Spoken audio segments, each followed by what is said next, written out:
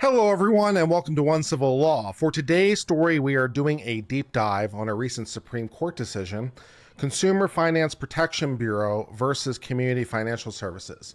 So let's talk a little bit about this case and what it's about. The Consumer Finance Protection Bureau is a relatively new agency of the United States federal government. It's only been around for about a decade or so, and it is sort of like the FTC, except as it relates to consumer finance. So the Federal Trade Commission deals with anything relating to trade to ensure a fair deal among all, honesty in services, honesty in goods, honesty in trade. So if you want to buy or sell something, the FTC usually has some sort of jurisdiction on that. And the Consumer Finance Protection Bureau is an agency that is similar to that, I suppose, in some ways, although its jurisdiction, as the name implies, is relating to finance. So not the buying and selling of things, but the management of money relating to things. So that can be credit cards, that could be credit cards, it could be charge accounts, it could be securities, it could be payday lenders, it could be debt collectors, it could be foreclosure services or mortgage services. Basically anything that has to deal with the sending or receiving of money, not relating to a purchase, but relating to, essentially a past purchase. You've bought things with your credit card, so you have to pay off those things. A mortgage, you've bought your house, you have to pay off those things. A debt collectors, you've already bought it, they'd like your money, that kind of stuff, right? So that's what the CFPB does. Now, Congress created this agency, but they did it in a slightly weird way in terms of how it was funded, which was the problem. Is the nature of how it was funded and whether the mechanism for how it was funded was legal or not. And the Supreme Court said, yes, it was legal. Slightly surprising me, if I can be honest. Although I hadn't done the deepest dive on it, it sounded suspect to me. But 7-2 said it was legal. So we're going to get into this. We're going to discuss exactly how Congress set this up. We're going to get into the Supreme Court's thought on it. And we might get into the dissent a little bit as well to see which side I think. So my thought going in is a not particularly solid opinion. My not particularly solid opinion is that I think that this was illegal.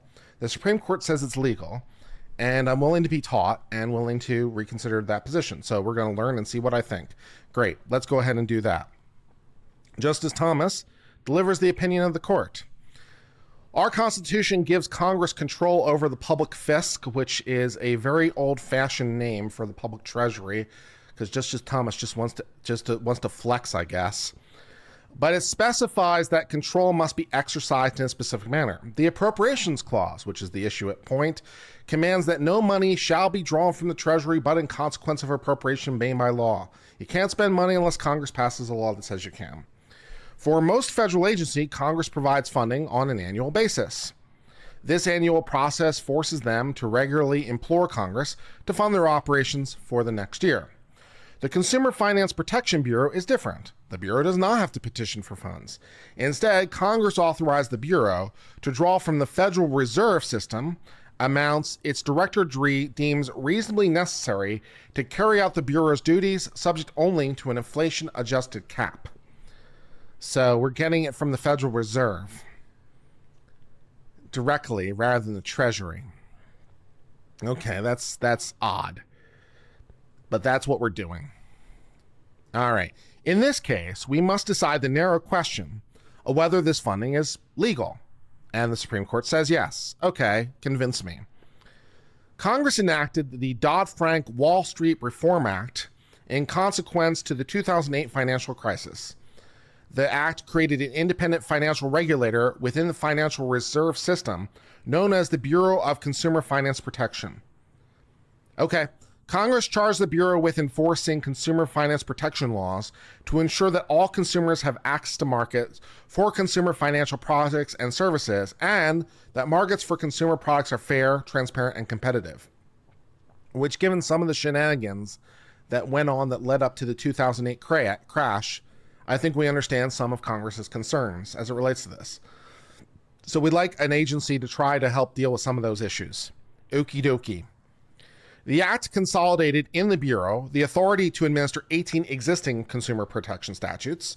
So we had some existing authority that existed other places, but we're going to transfer that authority to this new agency. Fine, consolidate, that makes sense. Among them, the Fair Debt Collection Practices Act, Fair Credit Reporting Act, and Home Mortgages Act. So these are already laws. We just transfer them from one place to another. Fine.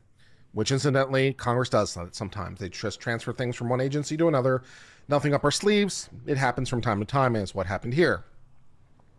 Additionally, the act makes it unlawful for those offering consumer financial products and services to engage in any unfair, deceptive, or abusive practice, which sounds pretty basic to me. Congress vested the Bureau with rulemaking, enforcement, and adjudication authority, which is, again, very typical. Every agency has internal adjudicative authority. You know, if you have sinned against the agency will come after you. They will adjudicate it inside the agency. And then if you're not happy with that, you can go to court. That's true for basically every agency. Nothing up our sleeves. That's pretty normal. In addition to vesting the Bureau with this authority, Congress shielded the Bureau from the influence of the political branches, which is where things get a little bit more tricky. To insulate the Bureau from the president, Congress put a single director with a 5-year term at the Bureau's helm and made the director removal only for inefficiency, neglect, or malfeasance. The court previously held that the combination of the single director leadership and for-cause removal protection unconstitutionally circumscribed the president's ability to oversee the executive branch. All right, so we need to deal with that a little bit. Okay, some agencies, in fact, the vast majority of agencies, are headed by a guy or a girl. You know, they're headed by a person, the director of the agency, as one would expect. But not all agencies are like this. Case in point, the FEC, Federal Elections Commission, is not headed by a person. I think there's 6 people who head the agency. I'd have to double check, but let's say it's 6. But in any case, it's not a person. It's 6 people. And they can only act by their collective action. Now, the Supreme Court has previously held that you can do this. And if you have a multi-group person, like FEC, you can make it so that they can't be removed except for cause. But so that's okay. We dealt with that like 30 years ago. All right, so that's not new, right? If you have a 6-person head like the FEC, you can do that. They can only be removed for cause. That's fine. But if you have a single director, you can't do that. And they tried to do that, and the Supreme Court said, no, you can't do that. You can't have a single director. You can have a single director. That's fine. But they have to be able to be removed by the president because, well, you know, they're the head of the executive branch and so forth and so on. So there you go. All right, so that's what that case was about. This case involved another one of the Bureau's novel structural features. It was the first time ever that Congress tried that, by the way, so it was novel. Congress had never tried that before. Congress had, you know, the one-person head, and they can be removed, and they had the multi-person head, and they can't be removed, but they never tried to combine it before, so that was novel. But it wasn't the only novel thing. Also, the funding was novel. Congress supplies most federal agencies with funds necessary to their operations only on an annual basis, so those agencies must ask Congress for funding each year. That's true enough. For this Bureau, however, Congress diminished this accountability by providing the Bureau a standing source of funding outside of appropriations. For each year, the Bureau may requisition the amount needed from the Federal Reserve, subject only to a statutory cap. The Bureau cannot request more than 12% of the total operating expenses, which sounds like a lot, incidentally. In fiscal year 2022, that cap was around $734 million. That's a fair amount of change. That's a fair amount of change. I mean, you know, there are definitely agencies that get more than that, but you know, $750 million is nothing to sneeze at. The Bureau can also regularly retain and invest unused funds from year to year, which is also strange, by the way, because that's not normally how that works. Normally, if you have funds left over, you don't get to keep them. You have to give them back, which incidentally leads to that classic, you know, you spend all the money right at the end of the fiscal year because no one wants to like admit they can do with less, because if you don't spend it all, Congress might give you less because like, oh, you didn't need that much after all, did you? So they might actually give you less. So yeah, normally there's that rush to spend right at the end of the fiscal year. The government's fiscal year, by the way, is October 1st. So it's September, all the money gets spent. So that's fun. But they don't have to do that. They can hold on to the money and apparently invest it. Invest it where, I wonder a little bit, since, you know, They're the Consumer Finance Protection Bureau, but I digress. But the director must take into account any surplus when requesting additional funds. So they can't like double bill. So I guess that makes sense. They can't like keep the surplus and get another 12%. They have to like, they can't use, yeah. So it's effectively returning it, I guess, by different means, whatever. All right. In 2017, the Bureau promulgated a regulation focused on high interest consumer loans. Among other things, the regulation restricts lenders' ability to obtain loan payments through pre-authorized accounts after two unsuccessful withdrawal attempts. So, because this leads to fees, right? Every time they try to make a withdrawal and they can't do it, they charge you a fee. Like it's a bounce check fee, essentially, whether it's a check or not, but same idea, right? So they're going to charge you a fee. But these people said, well, you can try twice and then you can't do it anymore. You can't just keep trying and like just generate infinite fees. That we won't let you do that. All right, great. The Community Finance Service Association and Consumer Services Alliance of Texas, trade associations that represent the payday lenders and credit access business, challenged the payday lending rules on statutory and constitutional grounds. In the operative complaint, the association argues, among other things, the Bureau takes federal government money without appropriation. Fair.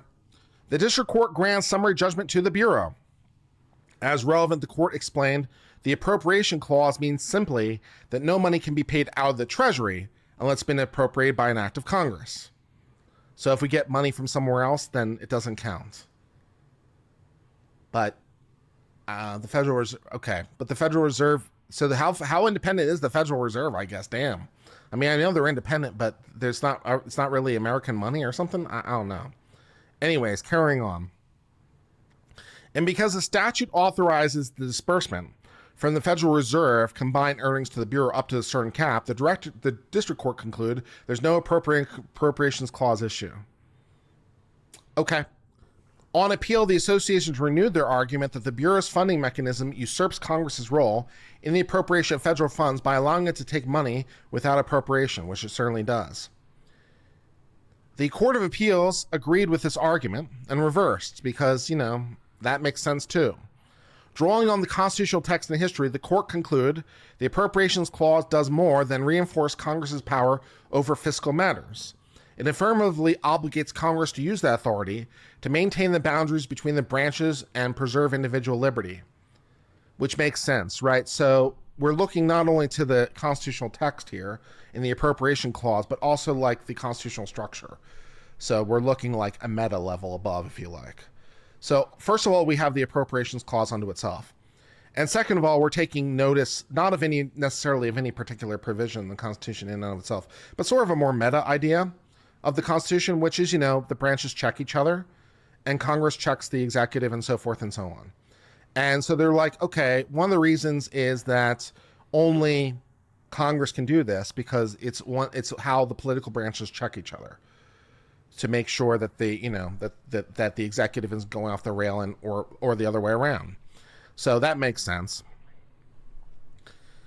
By giving the Bureau a self-actualized perpetual funding mechanism, the court reasoned, Congress in effect abandoned this obligation. Fair.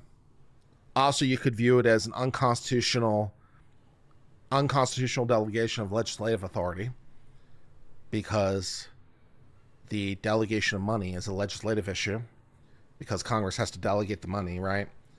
And so they're giving to the executive the ability to delegate money, which arguably is unconstitutional delegation of legislative authority. Maybe. So there's an idea there too. It was not enough that Congress enacted the law authorizing the funding because a law alone does not suffice. The appropriation is required. Okay.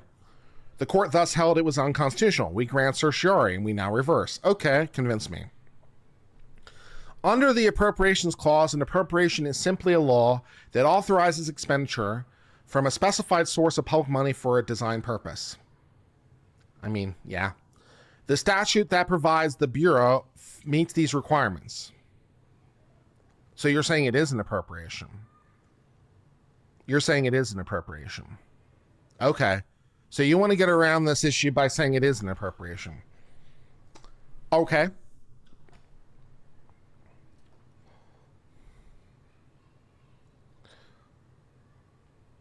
We therefore conclude the Bureau funding does not violate the appropriation. All right, convince me it's an appropriation. The Appropriations Clause provides that no money shall be drawn from the Treasury but in consequence of appropriation made by law. Textually, the command is unmistakable. No money can be paid out of the Treasury unless apportioned by an act of Congress. Our decisions have long given the Appropriations Clause a straightforward ruling. Okay. As a threshold matter, the parties agree that Bureau's funding must comply with the Appropriations Clause. The Appropriations Clause applies to money drawn from the Treasury.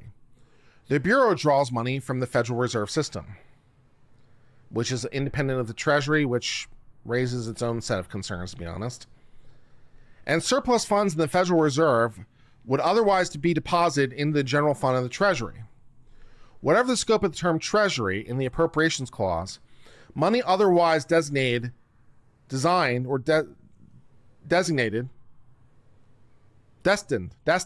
for the general fund qualifies. The Bureau funding is therefore subject to requirements of the Appropriation Clause. So is the idea that Congress is giving the money to the Federal Reserve and therefore implicitly giving the money to the subordinate agency? Maybe that's the idea. The appropriation challenge turns solely on whether the Bureau's funding mechanism constitutes an appropriation made by law. This question divided the court below. The district court concluded that the vowed appropriation is nothing more than a statute that authorizes an agency to receive funds. The Court of Appeals, on the other hand, suggested appropriations must also meet the framers' salutary aims of separating and checking powers and preserving accountability. The association defends this understanding and argues the statute that provides the Bureau funding undermines the aims by allowing the agency to indefinitely choose its own level of funding, subject only to an illusory cap. That is, the associations contend the Bureau's funding mechanism is too open in duration and amount to satisfy the requirement. Based on the text, history against which the text was enacted, and congressional practice immediately following ratification, we conclude that appropriations need only identify a source of public funds and authorize the expenditure of those funds to be satisfying the Appropriations Clause. Okay, so as long as we're designating a source of public funds and saying take the money from there, we're saying that meets the Appropriation Clause. We're not giving it to you directly. We're giving it to these guys and you're getting it from them, but we're giving it to those guys. So you're like a wholly owned subsidiary or something, I guess. Okay. The Constitution's text requires an appropriation made by law. Our concern is principally within the meaning of appropriation. The Constitution's use of the term appropriation in the Appropriation Clause and other clauses provides important contextual clues about meaning. To state the obvious, the Appropriation Clause itself makes clear an appropriation must authorize withdrawal from a particular source, the public treasury. It provides that money may be drawn from the Treasury only in consequence of things made by law. Thank you, Alan Parker, for the gift memberships, as always. The section preceding the Appropriation Clause further suggests appropriations assign fund for specific uses. Congress has the power to raise and support armies, but subject to limitation that no appropriation money to that use shall be longer than a term of 2 years. At the time the Constitution was ratified, appropriation meant the act of sequestering or assigning to particular use or persons an exclusion of all others. I mean, I would think. If I give it to you, I can't give it to somebody else because it's a limited thing. So I can only spend the same dollar once. That makes sense. In the ordinary usage, then, appropriation of public money would be a law authorizing the expenditure of funds for the end. Taken as a whole, this evidence suggests that at a minimum, appropriations were understood as legislative means of authorizing expenditure from a public funds for designated purposes. This is a little repetitive for the U.S. Supreme Court, but okay. Pre-founding history supports the conclusion that an identified source and purpose are all that's required for the appropriation. The concept of legislative appropriations grew out of a broader struggle for popular control of the purse of England. Throughout the Middle Ages, the king enjoyed nearly total fiscal independence. At the time, the king's revenue came largely from hereditary sources, sometimes called ordinary revenues. These ordinary revenues flowed from many sources, including the rent and profits of the demesnes, lands of the crown, and the fines, forfeiture, and fees arising from the king's ordinary courts of justice. Because the revenue inhered in the king himself, Parliament had little claim to direct how it was spent. But when these unencumbered ordinary revenues did not satisfy the demands of royal governance, most often during wartime, the king had to seek what Blackstone called extraordinary revenue. So in other words, the king is getting funded by the lands he owns and the courts and stuff like that. So normally he has enough income, but sometimes he needs more. Extraordinary revenues were financed through various forms of taxation and therefore required parliamentary authority. In granting extraordinary revenue, Parliament began exercising a power to specify how the crown used those funds, which makes sense. Our money, our rules. That is, Parliament claimed the power to the appropriation of the supplies granted to the king. Fair enough. Conditions in the 17th century shifted the balance of power towards Parliament. A combination of rising prices and increasing demands made it so the king's ordinary revenues could not satisfy the cost of royal governance, even in times of peace. Things are getting more expensive. The king's financial weakness and Parliament's increasing assertiveness in appropriating extraordinary revenue led to an intra-governmental strife. The ensuing power struggle culminated in the Glorious Revolution, in which Parliament stripped away the remnants of the king's hereditary revenue and thereby secured supremacy in fiscal matters.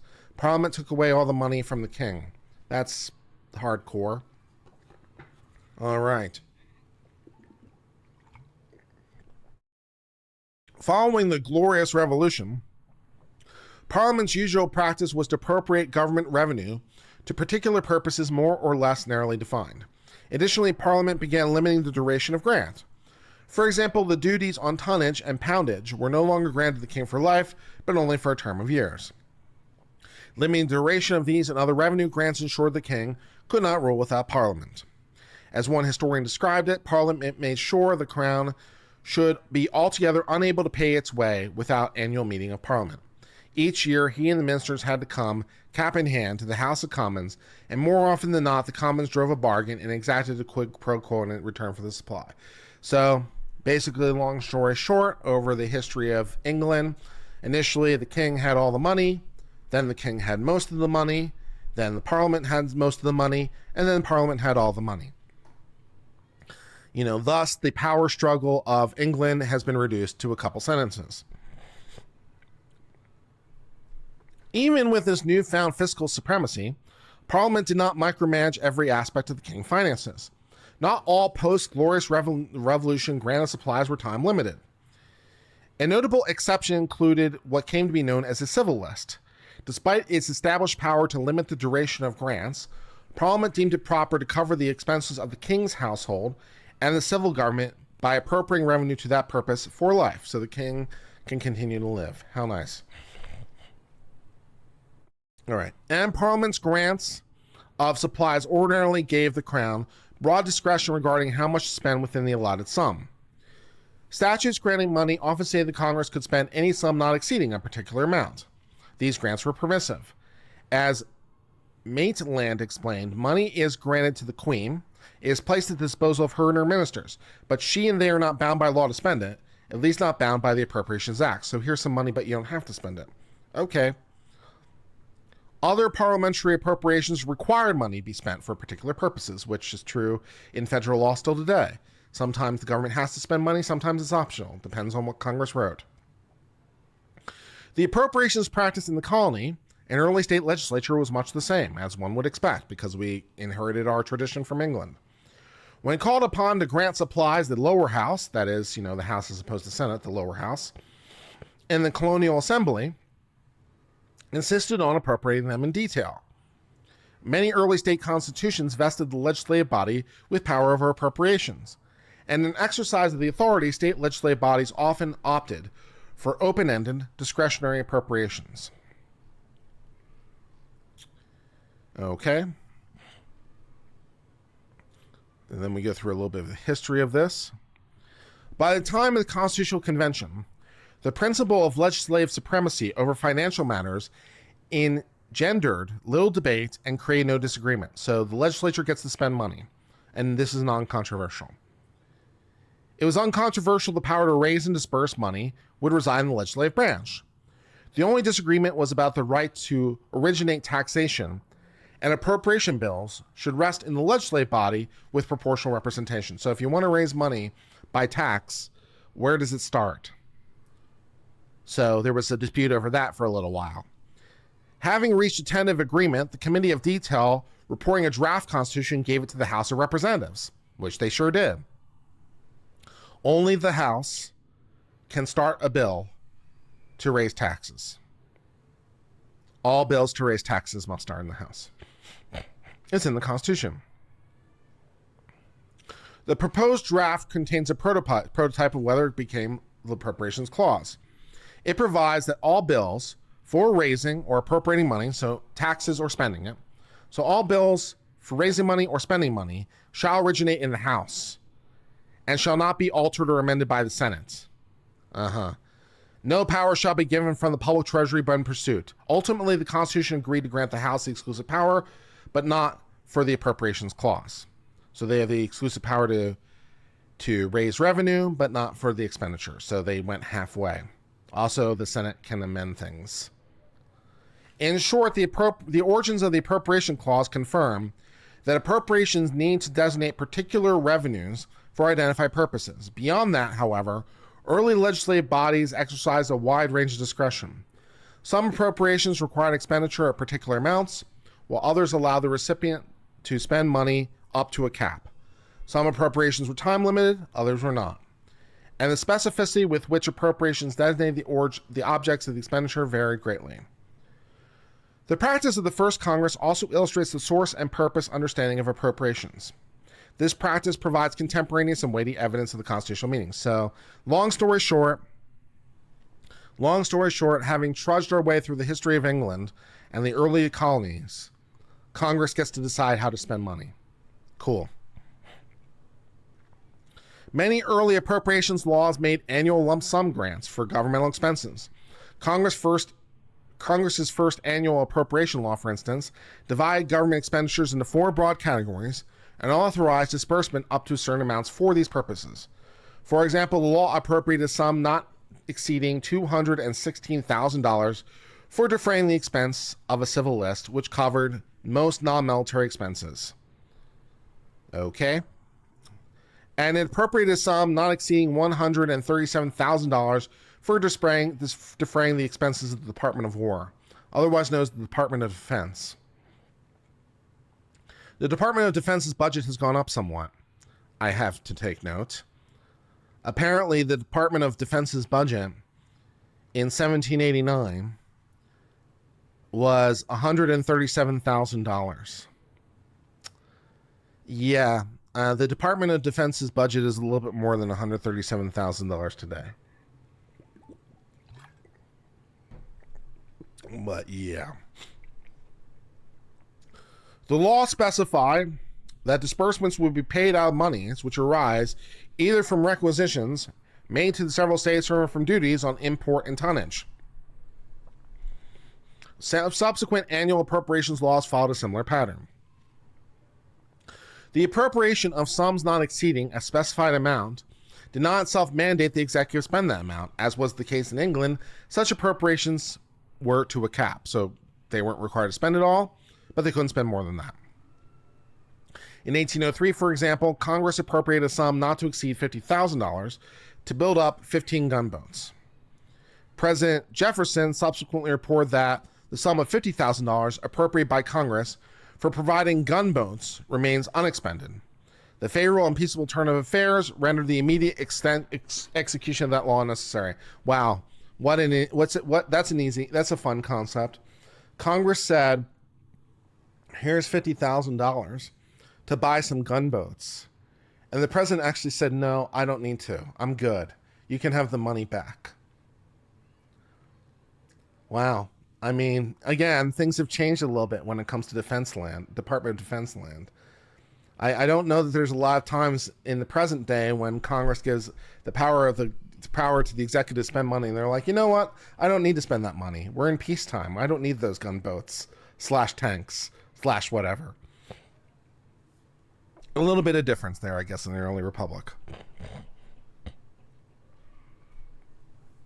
Congress took an even more flexible approach to appropriations for several early executive agencies and allowed the agencies to indefinitely fund themselves directly from revenue collected.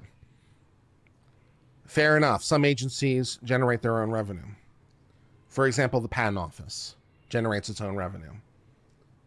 So, it can fund itself indefinitely from the fees that it collects. Congress, for a long time, stole money from the Patent Office or didn't allow them to keep it, which frustrated the Patent Office very much.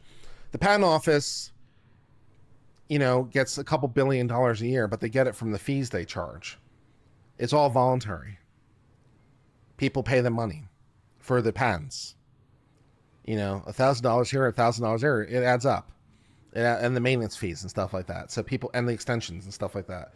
So yeah, the Patent Office, for example, pays for itself. Now they get to keep their own money.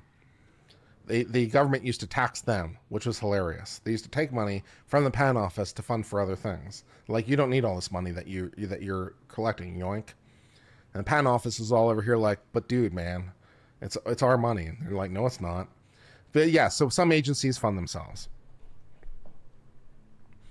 Or can effectively fund themselves because of the revenue they generate.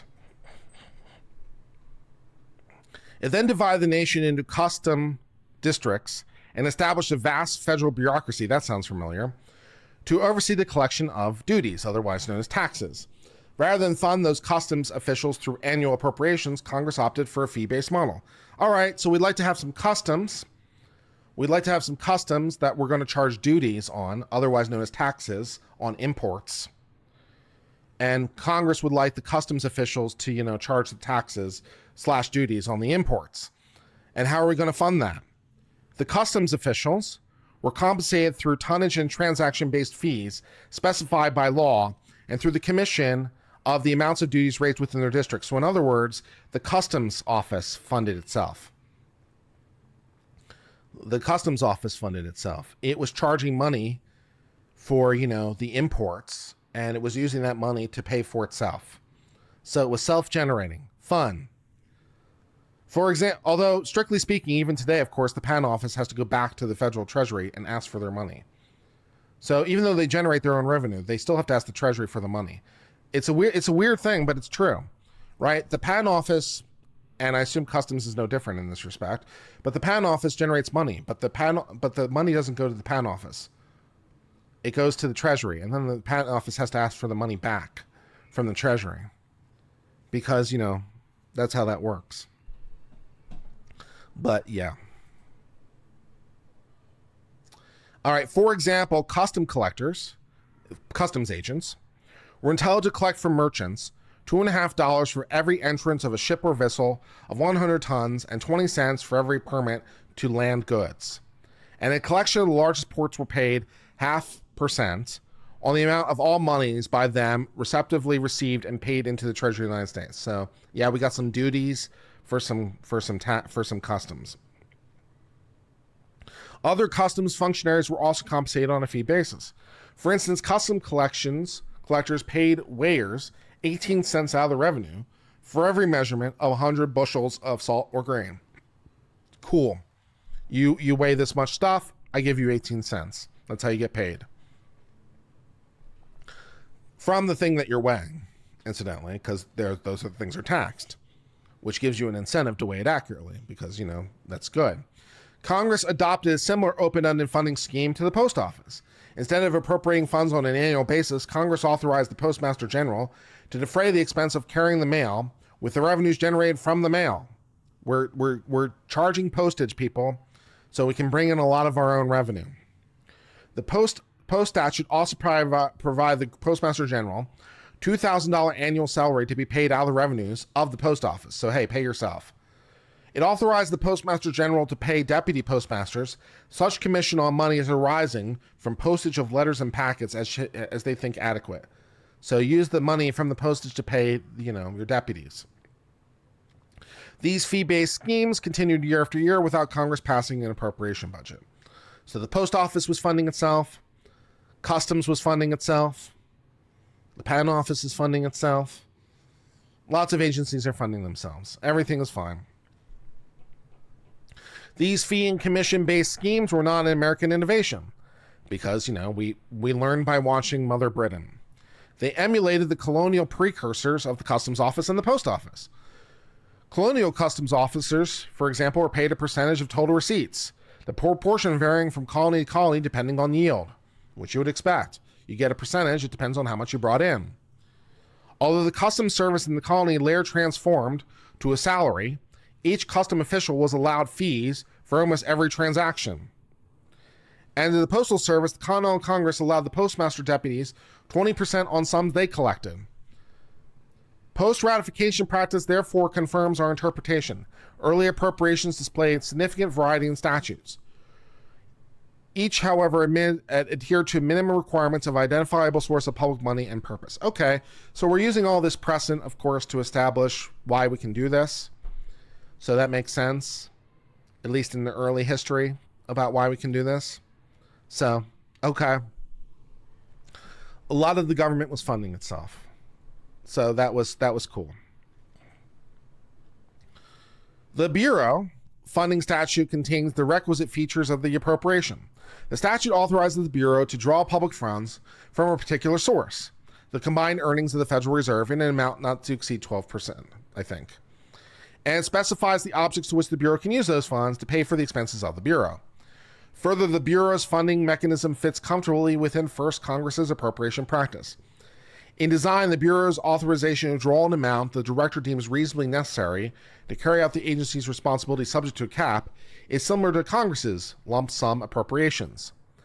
And the Commission and fee-based appropriations that supply the Customs and Post Office provide authority to expend public money in the same way the Bureau's funding does. Okay, I'm not sure I quite buy that conclusion, because as I mentioned, like the Patent Office and I assume other agencies have to give the money to the Treasury and then they give it back. Like the Patent Office brings in its own revenue, but the Treasury still has to like say how much money they're allowed to spend because it's the public's money. Now the Treasury gives them back every dime they earn, but they still have to ask. So the Patent Office, strictly speaking, is funded from the public treasury. Strictly, technically, I guess, hyper-technically, they're not funded from the fees they take, because the fees they take are given to the treasury, and then that's given back. So, yeah, I don't know about that, but okay. Let's see. The association makes three principal arguments for why the Bureau's funding mechanism violates the appropriation clause, each of which attempts to build additional requirements into the law. None is persuasive. At the outset, the association argues the Bureau's funding is not drawn in consequence of law because the agency, rather than Congress, decides the amount of funding it draws from the Federal Reserve. That argument proceeds from a mistaken premise. Congress determined the amount of the Bureau's funding by imposing a cap. The Bureau's funding statute provides the amount shall be transferred to the Bureau shall not exceed 12% of the total operating expenses of the Federal Reserve, as it reported in 2009, and thereafter adjusted for inflation. The only sense in which the Bureau decides its own funding then is by exercising the discretion to draw less than the cap. But as we've explained, some not exceeding appropriations which provide the executive with some discretion were commonplace immediately after the founding. Thus, we cannot conclude Congress violated the appropriation clause by permitting the Bureau to decide how much funding to draw up to a cap. Okay. Next, the association suggests the Bureau's funding statute is not valid because it's not time limited. Okay, this is slightly more interesting to me. On their reading, the appropriations clause requires both chambers of Congress to periodically agree on an agency's funding, which ensures that each chamber reserves the power to unilaterally block those funding measures through inaction. The Bureau's funding mechanism, the association insists, inverts this baseline by allowing it to draw funds forever, unless both chambers of Congress step in and affirmatively prevent the agency from doing so. But as the constitutional test suggests, at least in some circumstances, Congress can make standing appropriations. The Constitution expressly provides that no appropriation of money to support an army shall be longer than 2 years. Hamilton explained this restriction ensures that, for the Army, Congress cannot vest the executive department permanent funds and must instead, once at least every 2 years, deliberate upon the propriety of keeping a military force on foot, come to a new resolution on point, and declare their sense on the matter by formal vote. The framers were thus aware of the dynamic the associations highlight, but they did not explicitly limit the duration. So, yeah, that argument kind of doesn't work. Right? This should be time limited. Well, if it were going to be time limited, they knew how to do that because they did that exactly for the military. They did that exactly for the military. So they weren't confused. They knew how to time limit it. They could have time limited everything, but they didn't. They just time limited the money for the military. You have to do it at least every 2 years, no more than that. And anything else can be done indefinitely. I mean, that's what the Constitution seems to suggest, and they certainly knew how to write it otherwise, so, fair enough. The framers were thus aware of the dynamic the associations highlight, but did not explicitly limit the duration for other purposes. The first Congress's practice confirms this understanding. Recall that appropriations to supply funding to Customs and Post Office were not time limited. The associations resist the analogy to the Post Office and other fee-based agencies, arguing that such agencies do not enjoy the same level of fiscal independence as the Bureau. Fee-based agencies, the association's reason, could not demand funds from the federal treasury, but rather need to persuade the people they serve to pay them, and the public could refuse to purchase their conduct. So I suppose, right, if people don't use the post office, then they don't get any money. The association, however, makes no attempt to explain why the possibility the public's choices could restrain fee-based agency revenue is relevant to the question, which is fair enough. I mean, if no one filed for patents anymore, the patent office wouldn't get any more money. So, why is that relevant to the appropriation? That's a reasonable question. Finally, the associations contend the Bureau's funding provides a blueprint for destroying separation of powers and invites tyranny by allowing the executive to offer free of any meaningful fiscal check. If the Bureau's funding is consistent with the appropriations clause, the association's reason, the Congress could do the same for any or every civilian agency. And they conclude that would be the very unification of the sword and purse that appropriations clause forbids. Which, fair enough. If they can do this for this agency, why not every agency's? The association's error by reducing the power of the purse only to the principle expressed in the appropriations clause. To be sure, the appropriations clause presupposes Congress's power over the purse, but its phrasing and location in the Constitution make it clear that it's not itself the source of these powers. The appropriation clause is phrased as a limitation. No money shall be drawn from the Treasury but in consequence of appropriation made by law. And it's placed within a section of other such limitations. Okay. The associations offer no defensible argument that appropriation requires more than a law that authorizes disbursement of specific funds for identified purpose. Without such a theory, the challenge must fail. Okay. The dissent's theory fares no better. The dissent accepts the question, in this case, is ultimately about the meaning of appropriation. It faults us for consulting dictionaries to ascertain the original public meaning of that word, insisting instead that appropriation is a term of art whose meaning has been fleshed out by centuries of history. I don't know about that one. Looking to contemporary dictionaries is usually a pretty good clue. But as we've explained at length, both pre-ratification and post-ratification appropriation support our source and purpose understanding. The history backs up the dictionary. What's more, the dissent never offers a competing understanding of what the word appropriation means. After winding its way through English, colonial, and early American history about the struggle for popular control of the purse, the dissent declares that the appropriation clause demand legislative control over the source and disposition of funds used to finance the government. The dissent never connects this summary of the history back to the word appropriation. And even setting that problem aside, it's unclear why the dissent's theory leads to a different outcome. Congress controls the source and disposition of the money used to finance governmental operations and projects by enacting the law that identifies the source. So that's true. Like, even if you're right dissent, it seems like the same thing. So that makes sense. The dissent's rendition of history largely ignores historical evidence that bears most directly on the meaning of appropriation at the founding. I'm here for some history and tradition. I'm down for that. Pre-ratification appropriation laws. For example, dissent spends pages recounting how Parliament secured physical supremacy and wielded the power superintendent to the king.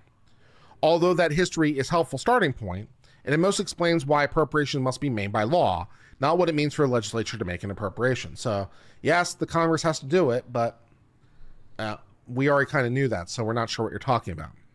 The dissent does not meaningfully grapple with the many parliamentary appropriations laws that preserve the broad range of fiscal discretion for the king. So even going back into the common law, this is consistent with how Parliament did it, which is also consistent with how the early colonials did it, which is therefore consistent with how we understand the term. This sounds like the right analysis. This sounds correct, right? We're doing exactly what we should be doing, right? We're trying to figure out what this word means. And how do we do that? Well, the same way we talked about: the text, the history, the precedent, going back into the English common law, going into the early American law. Looks right. Looks right. So I don't really have any problem with this. This sounds right. Incidentally, I was unaware of all this history, by the way, which is why, like, at the top, I stated, like, I hadn't been looking into this super duper closely. And one of the reasons also, like I said, I was, cautious, that I was very, that it seemed that the principle seemed wrong. So I was like, I don't know if I agree with the Supreme Court, but that's why I stated it so cautiously. Because, like, I didn't know any of this history. And the Supreme Court's doing exactly what it's supposed to do. It's teaching me. And it's like, here's all this history. And here's where it came from. And here's how that word came to be. And here's how the Parliament did it. And here's how the colonies did it. And here's how the Congress did it. And it's like, oh, okay. All right, that makes a lot of sense. I'm kind of on board. That makes sense. So I find this very persuasive, for the most part. I had a quibble earlier, but I'm on board for the most part. All right, where were we? And the dissent brushes aside the civil list, asserting that it presented a constitutional problem in the conflict between the principle of the independence of the crown and the principle of parliamentary control of finance. The problem was the king claimed absolute power to use the sums granted in the civil list as he pleased, and regularly spent in excess of the allotted amount. But dissent never explains why the reforms the Parliament adopted in response to these abuse bears on whether the law established that this was an appropriation. So the king spent more than he was allowed, and then, they told him not to do that anymore. But it's not clear, like, why the king abusing and going outside of his lane is relevant to this, right? Congress is like, yeah, you got to stay in your lane. We'll clarify your lane. But that was presumably, like, the proper understanding the whole time. They just need to, like, restrain the king more to make sure he understood that the lesson got through. The dissent's treatment of early history does not advance the point earlier. It highlights the undisputed point that colonial and state legislative bodies exercise the power of the purse, while sidestepping discretionary and open-ended appropriations they enacted, which we discussed above. The dissent quibbles with the open-ended appropriation laws we rely on, speculating that state constitutions somehow constrained the breadth of these laws. But the dissent never explains how the constitutional provisions inform what it meant for the state bodies to make an appropriation. In any event, the critique misses the point. It was commonplace for pre-ratification appropriation laws to be open-ended in a way that is not consistent with the specificity that the dissent's theory appears to require. Okay. When the dissent turns to post-ratification history, it engages with several appropriation laws enacted by the first Congress. The dissent acknowledges, as it must, the fee and commission-based fundings for customs and the post office show that Congress exercised broad discretion over how to appropriate money. To square those funding schemes under its understanding of the appropriation clause, the dissent points out that Congress required fees in excess of what was needed to defray the costs to be turned over the Treasury. So if you got anything more than was required to fund your operations, give us the rest. Okay. This requirement, the dissent reasons, ensured that Congress maintained control over the ways that money was spent. But if what matters that Congress controls how funds are spent, then we're all in agreement. Appropriation must be designated for the purpose. So if Congress wants to put in a cap, cool. And says you can only spend this much, cool. And if you don't spend that much, cool. And if you earn more than that, give it back. Then, cool. That makes sense. That makes sense. And incidentally, as I mentioned a little bit earlier, was consistent with how the Congress was treating the patent office for a while, because they were treating it as a piggy bank.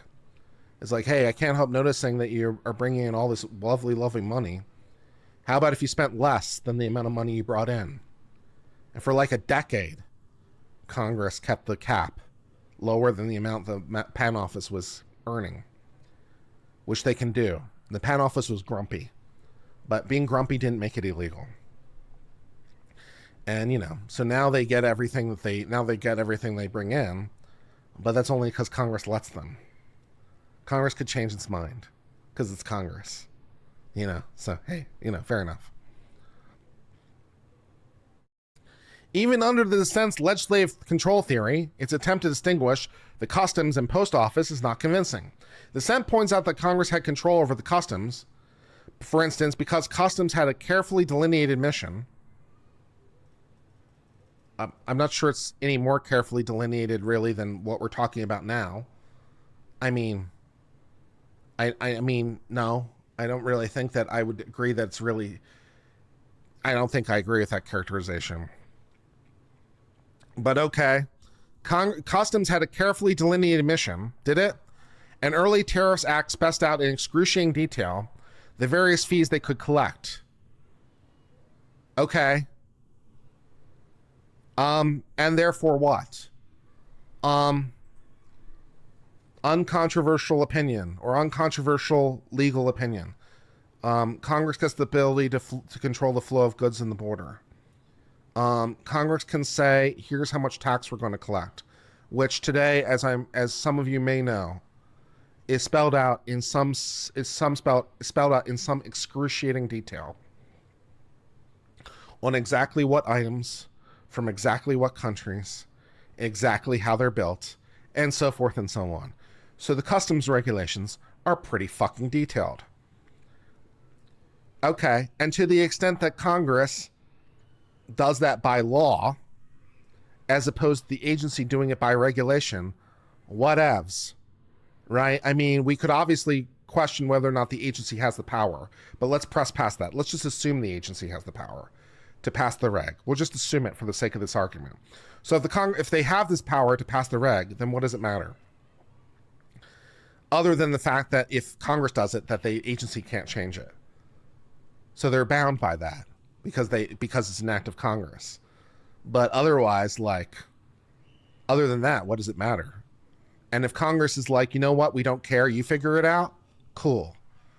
And if Congress is like, we care a whole ton, we're going to tell you exactly what it is, cool. In fact, if anything, the conservatives, generally speaking, would appreciate it if Congress would tell the agencies with a little bit more specificity about what to do, because then it would be done by Congress, our elected officials, and not leave as much to the agencies. So if Congress is like, you know what, the tax for dolls from China shall be exactly X. Okay. I mean, that's really specific, but you know, you do you, Congress. You do you. I mean, it's, you know, that's, yeah, you could do that. That's fine. And if you don't care and you want to leave it up to the Customs Bureau, that sounds cool too. Yeah, that all sounds fine. That all sounds fine. All right. Even under the dissent's legislative control theory, its attempt to distinguish is not convincing. According to the dissent, the Bureau is different because its powers are broad and vast. I'm not really sure compared to customs I necessarily agree. I mean, consumer finance touches a lot of things, but so does customs. So I'm not necessarily sure I necessarily agree that one is broader in scope than the other. I mean, that's a slightly philosophical question. Which is bigger government? Which is bigger government with more power? The Customs Bureau or the CFPB or whatever the hell they're called? Which agency is biggest agency? I mean, you know, yeah, I don't know, but okay. But customs apparently doesn't have broad powers. Sure it doesn't. And it doesn't collect fees. Well, not yet. And it's permitted to keep and invest surplus funds. Cool. But it's unclear why these differences matter. I agree. After all, to make an appropriation, Congress must designate the objects for the funds are to be used, as it did. Here's how to spend the money. Please spend the money this way. You got it, boss. Although there may be other constitutional texts on Congress's authority to create and fund administrative agencies, specifying the source is within appropriations. Cool. The statute authorizes the Bureau to draw money from the combined earnings of the Federal Reserve to carry out its duties, and that sounds cool. Okay. Cool, I guess. That sounds roughly fine. Now, did Justice Gorsuch write a dissent? Kagan, okay, they wrote a concurrent. I don't care about a concurring opinion. All right, Justice Jackson concurs. I don't care about the concurring opinion. Justice Alito and Justice Gorsuch write a dissent. We'll skim this. I don't know if I want to read this whole thing. Let's see if I can find. I'm going to skim.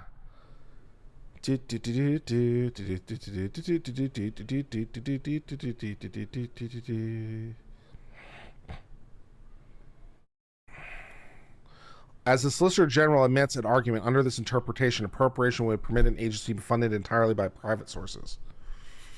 Yeah, I'm not sure about that. I'm not sure if we were funding from private sources. Yeah, I'm not sure about that. That would be another issue, but we're not there.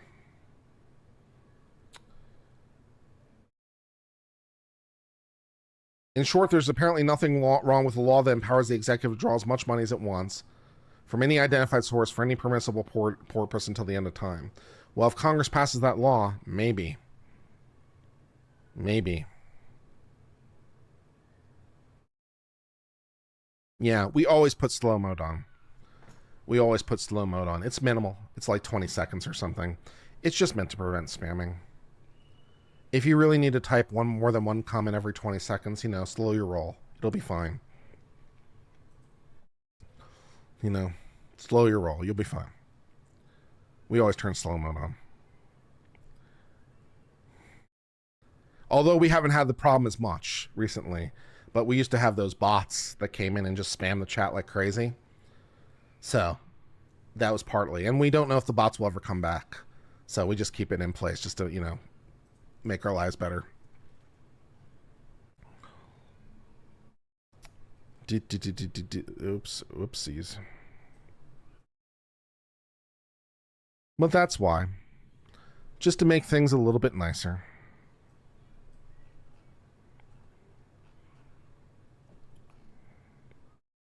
Yeah. Just to make things, also to give the mods a break, also to give them a chance in case someone breaks their rules, so that they can get in there before the person, says another stupid thing. There are many reasons. It's the chlorine in the water, man. It's the chlorine in the water to keep everything like nice.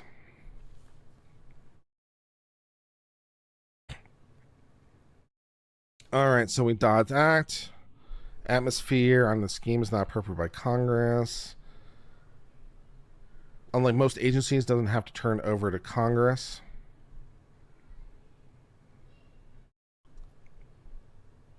Are there other agencies that don't have to return unspent funds? Because if so, that would be like a point of note. Because they say, unlike most agencies, are there other ones that can keep it?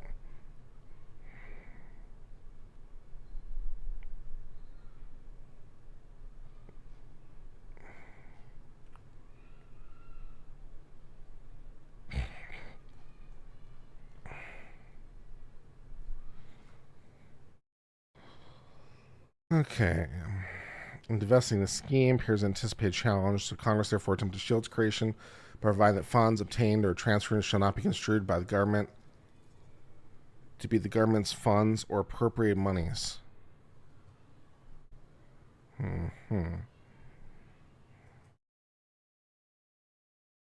And to impede the act of the Bureau's funds are not subject to review by the Committee of Authorization Appropriations. Okay.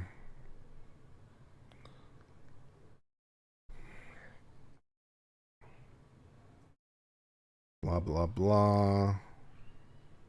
Stream Elements bot spam. It doesn't spam. The Stream Element bot is on a timer. He has a series of messages, and all those messages are on like 7-minute, 9-minute, 11-minute, 13-minute timers. It doesn't spam. Yeah, there's a fair amount of messages, but all those messages are on like they're on very long timers. I'm not sure how to like make them less. I could take off, if you want to like remove the reminders or stuff, but the chat rules in particular, I think the chat rules is the most frequent. The chat rules, I think it might be the most frequent. I think that's every 5 minutes, which is there by design, of course, because you have to account for new people as they come in, plus to remind them.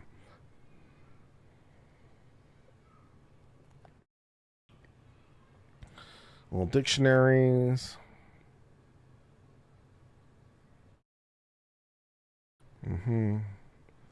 So far, this is kind of like an appeal to incredulousness.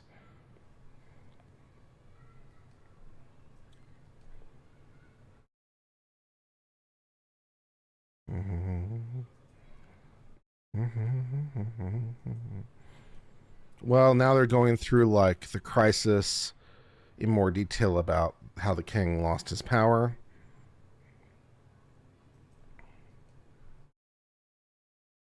Yeah. 20 seconds is time. We won't put in a longer time unless we need it. Right? The only reason we'd have like a 2-minute interval is if we really needed to like slow down chat, which we obviously don't need. So we'll put in a longer timer as necessary, but it's obviously not necessary. So 20 seconds will be fine.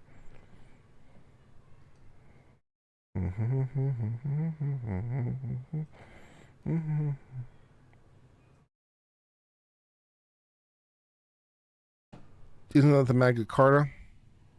No, this is after Magna Carta. This is like in up to the 17th century. Yeah, this is after Magna Carta. This is 17th century. So yeah, this is after Magna Carta, like quite a bit.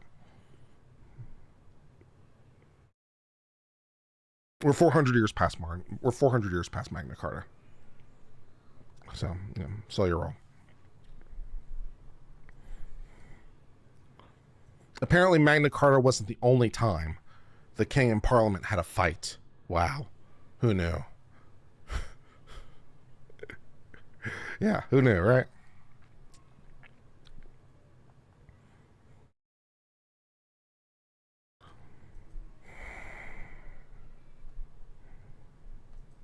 Okay. Although the Constitution does not require appropriations to be limited to a single year, I feel that kind of concedes the point there.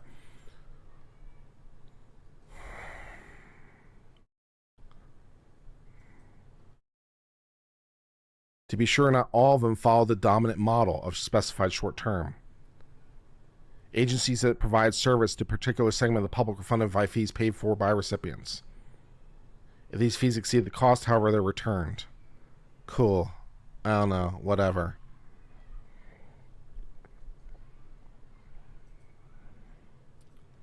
I'm not sure how that's relevant to anything.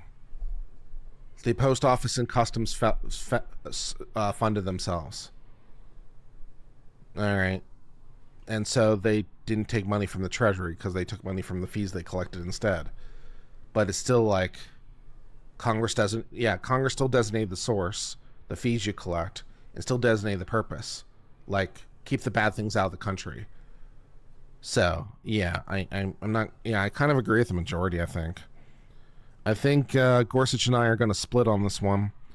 I mean, Gorsuch is my favorite, of course, but we do disagree sometimes, and this might be one of the times I disagree with Gorsuch. That's okay. We don't have to agree every single time.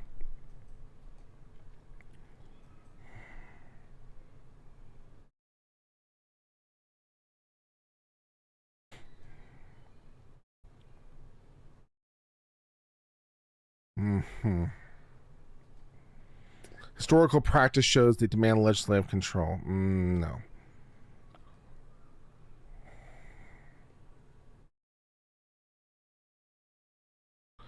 The funding contains the following features. It applies in perpetuity. Well, that was kind of true before.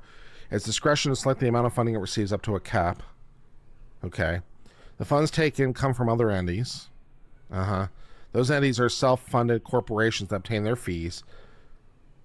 They're funding from fees on private parties, not departments of the government. The Federal Reserve is self-funded. That's true. Which also, like, you know, kind of goes to the point.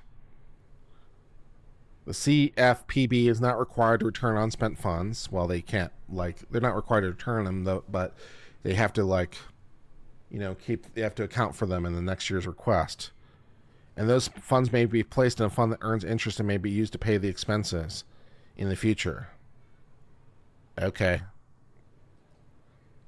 Points to the Post Office and Customs as founding effort, but the analogy is flawed. Beneficiaries long been viewed with appropriations, both the Post Office and Customs. Okay, quick review of how they set up. Should nothing like this.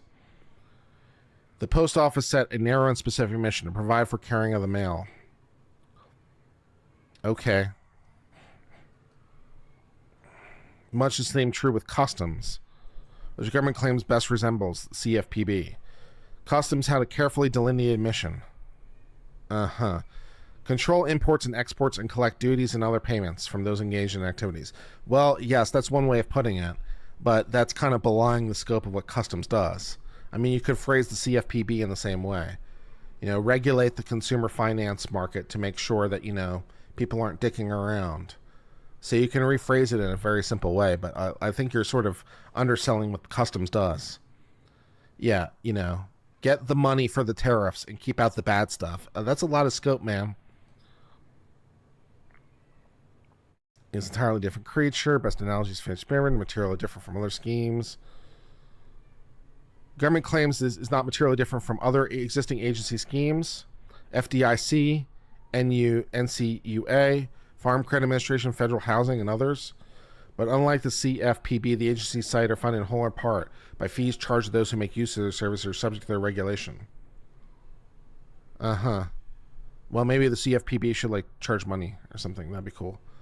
Maybe we should give them money.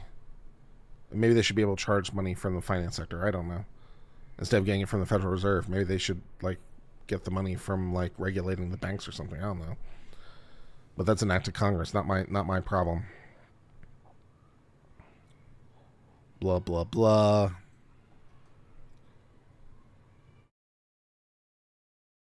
It argues that even if no prior agency had a funding scheme with all the features, the funding scheme of other presumptively constitutional agencies contain one or more of the features, it then reasons the combination must be constitutional as well. The CFPB scheme involves important features never before seen. The money does not come from Congress, from private recipients of its service, or private entities it regulates. It does not even originate with another government agency. Instead, it gets money via a three-step process. The Federal Reserve Bank earn money from the purchase and sale of securities, which kind of, like, gets the money from the people they regulate, to be honest. I mean, it's a little indirect. But the Federal Reserve earns money from the sale of securities, and the CFPB gets to regulate, at least in part, the securities. So they kind of do get money from the people they regulate. I mean, it goes to the Federal Reserve, and then they get it from them. So it's one step removed. But, like, they kind of do get money from their customer. Their customer just doesn't want to be serviced, but they're going to be serviced all the same. You know? Yeah, their customer doesn't want to be serviced, but they're going to be serviced all the same because they don't have a choice. It's good when you're the government, right? It's like, yeah, you don't have a choice. So we're the only game in town. You know? It's like, yeah, you're stuck with us.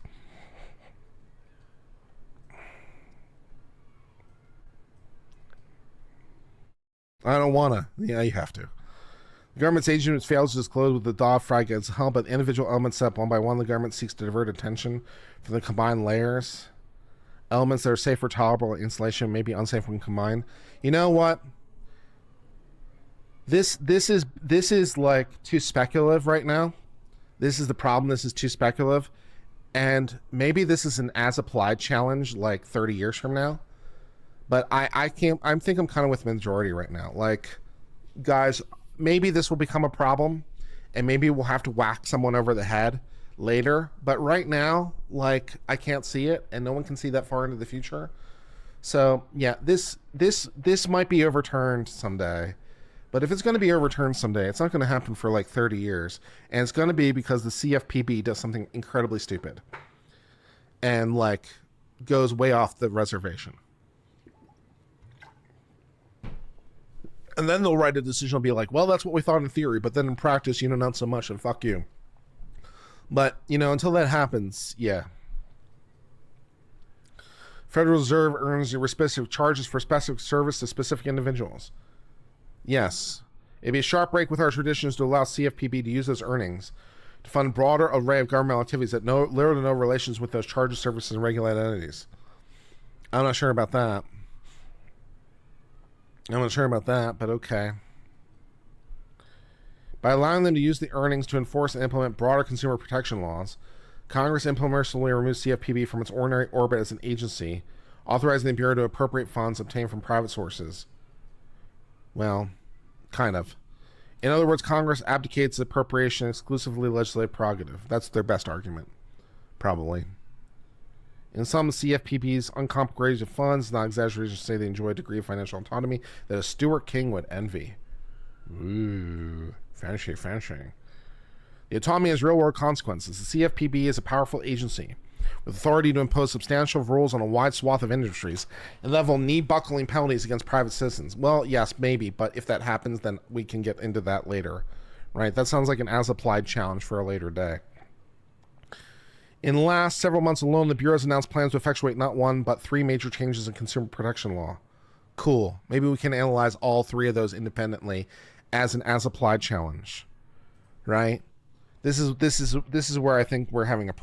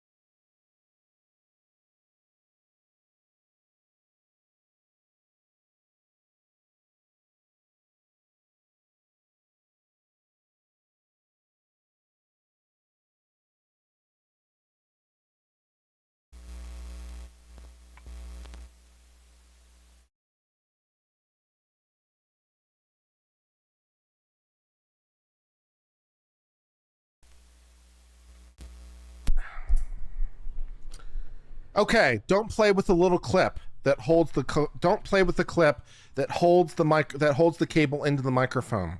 That was the lesson we learned today. Don't play with the clip that holds the cable into the microphone was the lesson that we learned from that experience. Fun and exciting.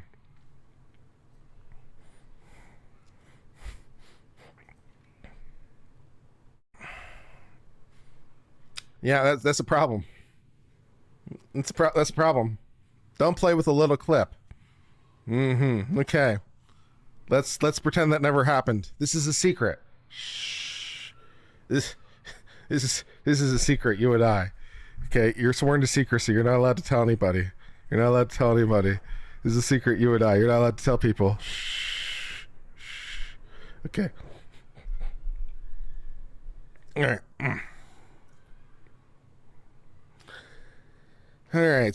All right. So they did 3 things. It also began a rulemaking process to accrue medical bills from credit reports, which I don't know about that, but okay.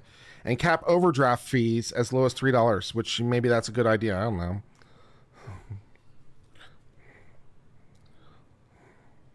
It's begun a rulemaking process to remove medical bills from Americans' credit reports. Okay, appropriation clause satisfied by any law taken to do this. Blah blah blah blah blah blah blah. Yeah, okay. I tend to agree with majority. I tend to agree with the majority. Maybe in some as applied challenge, I don't know, maybe, but you know, whatever. So yeah, we'll see. All right, so I need to go back to watching recaps of Karen Reed. I'm still on day 9 because I need to make more Karen Reed videos. So, you know, good times. Make more Karen Reed videos. So I'm still on, now I'm on day 9 trying to find more things to talk about from the Karen Reed stupid. So, good. All right, so is there anything left before I sign off? The Karen Reed is pretty stupid. The Karen Reed is pretty stupid. It finally gets interesting on day 10. Yeah, the trial's a cluster. Yeah, I think we all tend to agree on that. Yeah, or day 15. Yeah, not much as interesting has happened in the last couple days. Corey Richins was wild. Yeah, I don't know. I don't have enough information. I don't have enough information about Corey Richins to have an opinion right now. I have my doubts about the way that Corey Richins' attorneys are telling the story. Their client is wackadoo, and I'm sure their attorneys are doing an outstanding job trying to represent their clients. And I appreciate that they're trying to do an outstanding job representing their client, but I'm not ready to draw any conclusions at this time. I'm not even 100% sure that the information is privileged, or that I believe that it happened the way that she tells the story, or anything else. So, like, I want to hear from the government on this one. It's like I'm not ready to credit anything you say right now. I want to hear from the government and be like, okay, here's really what happened, and be like, oh, okay. So yeah, I'm holding judgment in reserve because I'm very skeptical. Yeah, I'm skeptical. RA was discussing that case last night. I was there for a lot of it and listening to the discussion of it all, and a lot of the chat was like, oh, this is horrible. This is a violation of attorney. I mean, at least my perception of the chat. The chat was like, oh, this is horrible. This is a violation of attorney-client privilege. I can't believe they do that to her. Blah, blah, blah. And I'm over here like thinking to myself, you know, I'm not sure I buy any of this bullshit. I'm not sure I buy any of this bullshit. I don't know if any of that happened. I have lots of doubts, you know. I just have many doubts about many things, and like, yeah. So the government do a bad? I don't know. I'm not ready to say the government did a bad yet. I'll get back to you on that one. I really want to hear the government side of the story first.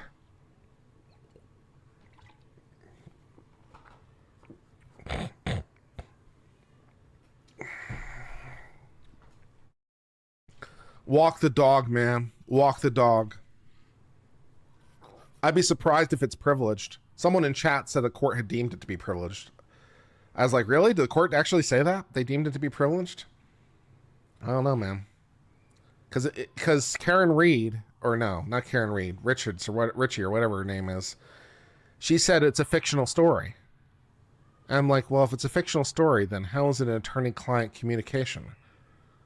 I mean, even assuming they looked in the secret envelope, and they shouldn't have looked in the secret envelope, but if it's not an attorney-client communication, then I'm not sure if if I care. So it's like, the court actually said it was privileged, and then also, didn't she like break her own privilege by making it public in the first place anyway, and stuff? Because she's the one who put it on the docket, and privilege doesn't protect you if you're the one that makes it public. So I'm not sure it was ever privileged. And even if it was, didn't she break her own privilege? And so what the hell are we talking about? Yeah. I mean, what the hell are we talking about? Do I think Proctor will be on the stand? Probably. If it was marked to her attorney, Yeah, I mean, if it was marked to her attorney, I don't know the protocols of the prison, right? And I don't know that I'm ready to take I don't know that I'm ready to take her story, her version of the story. It's like, I don't know that I'm ready to take her version of the story. All right, so the way she tells the story, it was marked, as I understand, the way she tells the story, it was marked in an envelope that's attorney-client privilege. And the way she says it, like, they're not supposed to search the envelope. And I'm like, okay, I have many questions. First of all, was it in the envelope? Second of all, was the envelope properly marked? Third of all, did the government look in the envelope? Is that where they found it? Fourth of all, if they did they notice it was marked? If they didn't, like, whatever, assuming they saw it was marked, did they have some reason to look in it? Because they might have a reason to look, because that sounds like an outstanding place to potentially hide contraband. So they might have a reason to look in the envelope.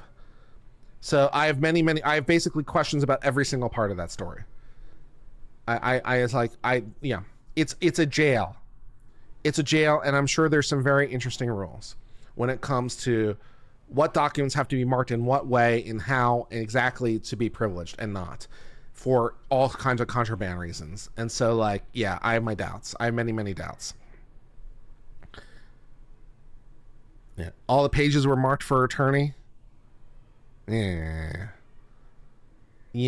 Well, you know, at the risk of stating as stupid, like, I could take a shit and put a label on it, attorney-client privilege, but it doesn't make it so.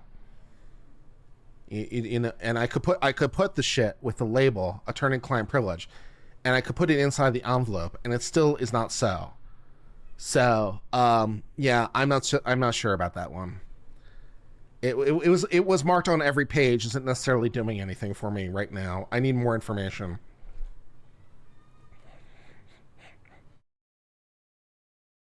Yeah.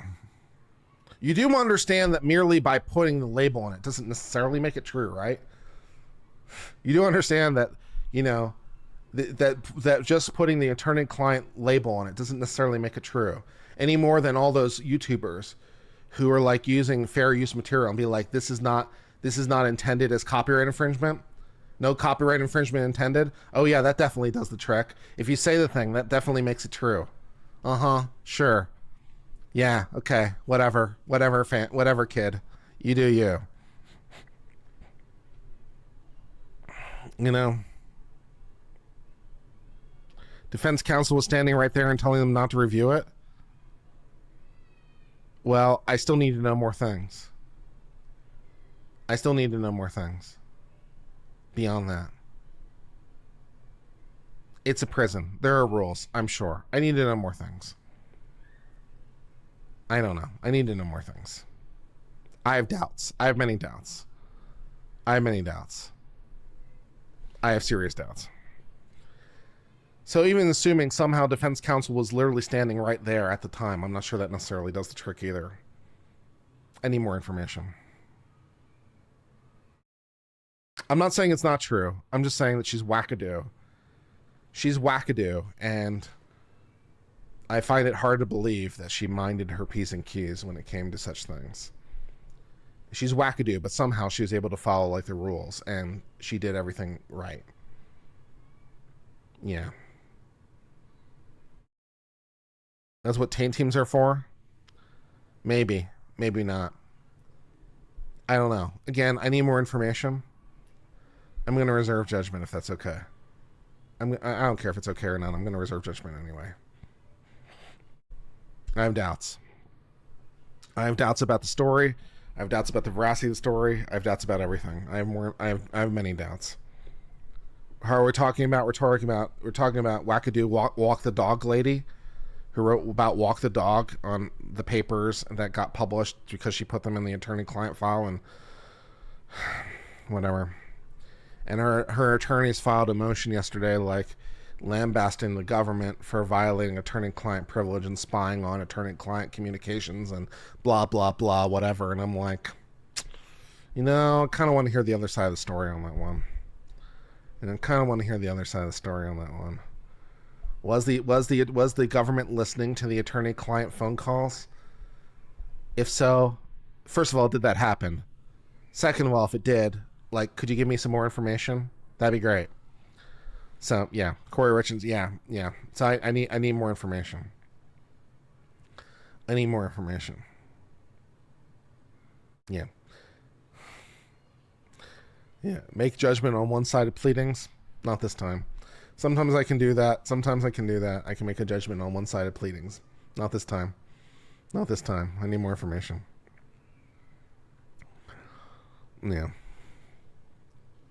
If the government tells me that they had a good reason for doing everything they did, I'll probably be like, "Oh, okay, that sounds right." Right. So right about now, my benefit of the doubt is going to the government, which is probably a reverse of what you'd expect. But right about now, my benefit of the doubt's going to the government because I'm like, yeah, this is probably fine. Yeah, this is probably legal. I'm not sure how yet, but it's probably legal. I'm sure they'll explain it to me.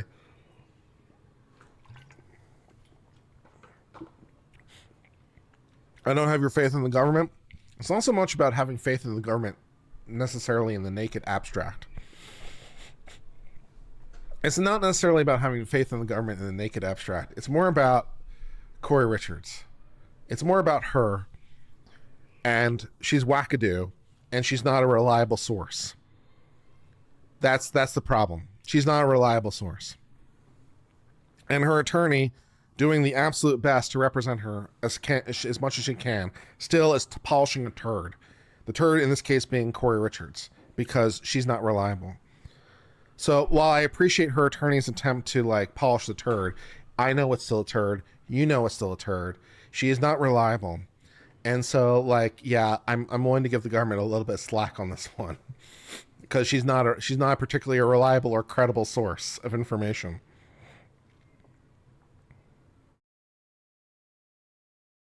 And it could be, obviously. It could obviously be the case. The government fucked up. I'm not beyond that possibility. I'm just like, I need more information. I'm skeptical of the story you're telling me. I'm skeptical of the story you're telling me, Corey. I'm skeptical of your side story. I'm like, you know, it doesn't pass the smell test. I think I smell shit. I'd like to hear from the other side first. That'd be great. Yeah. Who messed up? I'm not sure who messed up yet. We'll get back to you on who messed up. We're not sure who messed up, but we'll get back to you. But yeah, I want to hear the government's argument. I want to hear what they say. And maybe when the government presents its argument, we can read both complaints or we can read both things. And then we can assess. We'll read them both and be like, oh, okay, this makes sense or this doesn't make sense. We'll try to read it and try to suss it out. We'll see what we can do. And then her attorneys like withdrew completely. Yeah, that was good. That's a good move. I tell you what, man, if I were your attorney and you wrote me a letter, attorney-client privilege, and it had in big, bold letters at the top, walk the dog, I am no longer your attorney. You can't make me.